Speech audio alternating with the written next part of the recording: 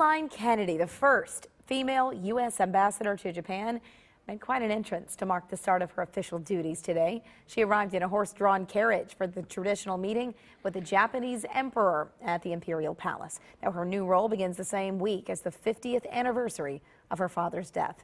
Kyung La reports. Clutching cameras and waving, thousands of Japanese lined the streets to watch her daughter fulfill her father's sojourn.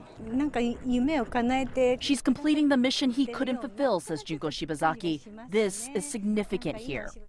JFK was to be the first U.S. president to visit Japan, but he was assassinated. 50 years later, nearly to the day of his death, his only surviving child made her way through the streets of Tokyo by horse-drawn carriage to the emperor.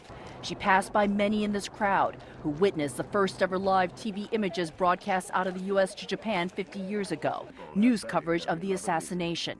Images of the two young Kennedy children seared into the collective Japanese memory.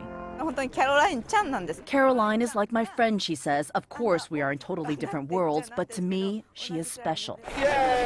This is the sort of enthusiasm usually reserved for pop stars or the Japanese royal family. Do you remember anyone ever getting this excited about a U.S. ambassador here in Japan? Heck no, say the Watanabes, who traveled 200 miles to be here. And ask anyone about job qualifications? Caroline Kennedy doesn't have a lot of diplomatic experience. That doesn't matter, she says emphatically. She can do the job. This is a country, after all, where bloodlines trump all. Why American Nancy Nichols, who lives in Japan, says this child of Camelot is royalty here. Making a full circle and closening the bonds that we have, and I think it's great. After a brief ceremony with Emperor Akihito, Ambassador Kennedy returned to her carriage to begin her path in U.S.-Japan history.